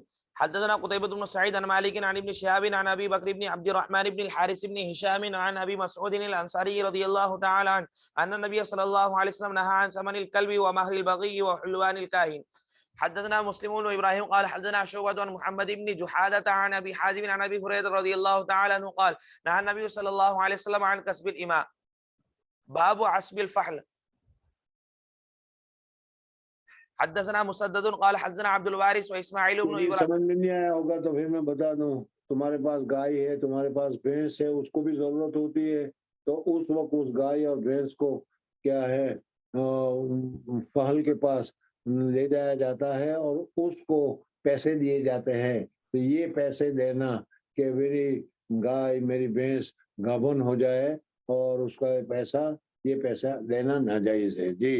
حدثنا مسدد قال حدثنا عبد الوارث واسماعيل بن ابراهيم عن علي بن الحكم عن نافع عن ابن عمر رضي الله تعالى عنهما قال نهى النبي صلى الله عليه وسلم عن عصب الفعل. باب اذا استاجر ارضا فمات احدهما. قال ابن سيرين رحمه الله تعالى ليس لاهله ان يخرجوا الى تمام الاجل. وقال الحسن رحمه الله والحكم جو اگر کسی تم نے زمین دی ہے کہ بھائی 1 سال کے لیے میں تم کو زمین دیتا ہوں, تم اس میں کاروبار کرنا, اس آدمی نے لیا لیکن 6 مہینے کے بعد اس کی موت آ گئی اور مر گیا تو اس کو سال پورا ہونے تک اس کا کانٹریکٹ تھا, تب اس کے ورثاء کے پاس رہے گا, پھر اس کے بعد لیا جائے گا جی. وقال الحسن والحكم وإياس ومعاوية رحمهم الله تعالى تمضى الإجارة إلى أجلها. وقال ابن عمر رضي الله تعالى عنهما أعطى النبي صلى الله عليه وسلم خيبر بالشرط فكان ذلك على عهد النبي صلى الله عليه وسلم. حضور صلی اللہ علیہ وسلم نے خیبر کو فتح کیا. خیبر کو فتح کرنے کے بعد ان یہودیوں کو کہا کہ اس زمین کے اوپر تم کھیتی کرتے رہو, جو پیداوار ہوگی اس پیداوار میں سے آدھی تم ہم کو دے دینا اور آدھی تم رکھ لینا جی. فكان ذلك على عهد النبي صلى الله عليه وسلم وابي بكر وصدرا من خلافه عمر رضي الله تعالى عنهما. ولم يذكر ان ابا بكر وعمر رضي الله تعالى عنهما جددا الاداره بعدما قبض النبي صلى الله عليه وسلم. حضور صلی اللہ علیہ وسلم کے انتقال کے بعد ان کے ساتھ پھر نیو اگریمنٹ کیا ہو یہ ثابت نہیں ہوتا, اس لیے وہی حضور صلی اللہ علیہ وسلم کا جو اگریمنٹ تھا وہی اگریمنٹ حضرت عمر فاروق رضی اللہ تعالیٰ عنہ کے دور تک چلتا رہا جی. حدثنا موسى بن اسماعيل قال حدثنا جويرية بن اسماء عن نافع عن عبد الله رضي الله تعالى عنهما قال اعطى رسول الله صلى الله عليه وسلم خيبر اليهود ان يعملوها ويزرعوها ولهم شطر ما يخرج منها وأن ابن عمر رضي الله تعالى عنهما حدثه أن المزارع كانت تقرأ على شيء سماه نافع لا أحفظه. وأن رافع بن الخديج رضي الله تعالى عنه حدث أن النبي صلى الله عليه وسلم نهى عن قراء المزارع. وقال عبيد الله عن نافع عن ابن عمر رضي الله تعالى عنهما حتى أجلاهم عمر رضي الله تعالى عنه. حضرت عمر فاروق رضی اللہ تعالیٰ عنہ کا دور آیا تب حضرت عمر فاروق رضی اللہ تعالیٰ عنہ نے خیبر سے یہودیوں کو نکالا، بلکہ پورے جزیرۃ العرب سے نکالا۔ اس وقت سے لے کر آج تک اللہ تبارک و تعالیٰ نے جزیرۃ العرب کو کفر و شرک اور اسی طریقے سے یہودیت کے اثرات سے بچایا تھا۔ اب سارے مسئلے سب ختم ہو گئے، اور کیا ہو رہا ہے تم بس کچھ نہیں کہتے، چلو جانے دو۔ اب کیا ہے، دبئی میں بہترین نعوذ باللہ تعالی من ذالک مسلمانوں کے پیسے سے عمدہ مندر بنا ہے، اور بحرین میں نیا مندر بن رہا ہے، اور سعودیہ میں نیول نامی ایک عمدہ شہر بن رہا ہے، جو تاریخ سے تمہیں اخبارات وغیرہ سے معلوم ہوگا۔ یہ سب نشانیاں ہیں اللہ تبارک و تعالیٰ کے قیامت کے قریب کی، دجال کے خروج کی، اور فتنے کا زمانہ ہے۔ اللہ تبارک و تعالیٰ ہمارے سب کی حفاظت فرمائے آمین اور فتنوں سے بچائے۔ آمین زیادہ کچھ بتا نہیں سکتے، سمجھدار ہو سمجھ لینا کیا حالت ہو رہی ہے، اللہ تبارک و تعالیٰ رحم فرمائے۔ آج کل ایک بہت مسئلہ چلتا ہے کفالے اور حوالے کا، منی لانڈرنگ کا، پتہ نہیں معلوم ہوگا کہ نہیں، جی سمجھ میں آیا نہیں؟ یہ کہتا کفالہ اور حوالے کے مسئلے آ رہے ہیں بھائی اللہ۔ ابھی تمہارے امتحان کی کتنی دیر باقی ہے، یا کیا ہوا پھر امتحان کے دنوں میں سبق پڑھو گے چھٹی؟ آپ جیسے مناسب۔ ہم موتی اور فرما بردار تو اتنے ہو کہ میں جو کہوں گا وہی کریں گے، لیکن میں وہی کہوں گا جو تم کہیں گے، بتاؤ کیا ہے؟ پڑھیں گے انشاءاللہ۔ دوپہر کو سبق نہیں ہے، امتحان نہیں ہے، جی نہیں۔ اور امتحان کی تیاری بھی نہیں کرنی۔ چلو جانے دو، نہیں پڑھائیں گے۔ اب جو کچھ ہوگا انشاءاللہ امتحان کے بعد، ٹھیک ہے؟ جی ابھی تو سبق ہوگا، کل تو جمعرات ہے نا، جی جمعرات کو بھی سبق ہوگا، جمعہ کو چھٹی ہوگی، جمعہ کو بھی سبق ہوگا نہیں؟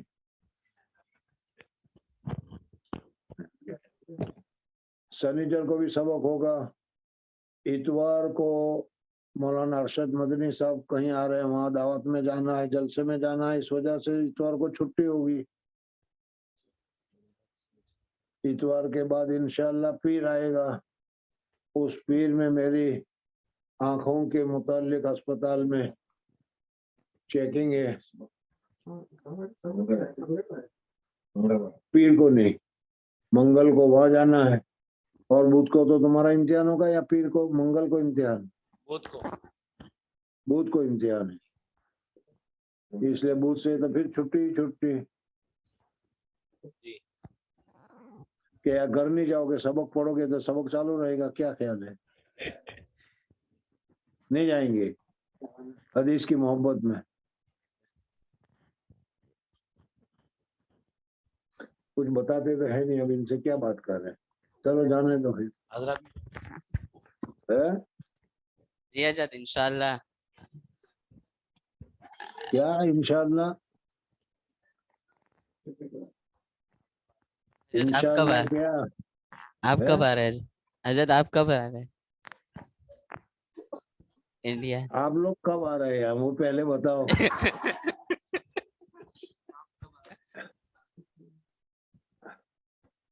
ٹکٹ کے پیسے بھیجو، کل کو آ رہا ہوں انشاءاللہ۔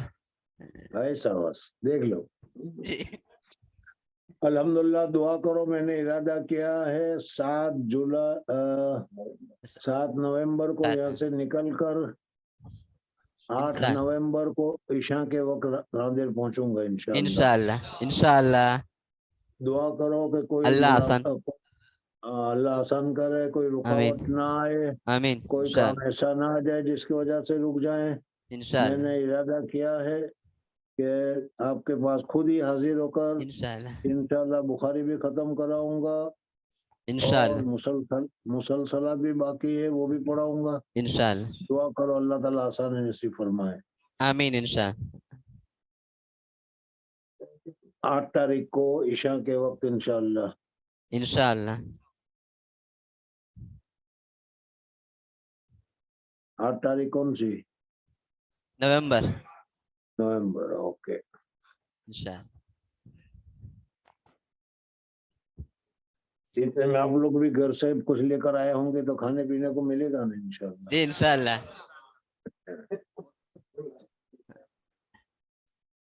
ओके, खुदा हाफिज। السلام علیکم ورحمۃ اللہ وبرکاتہ वालेकुम अस्सलाम।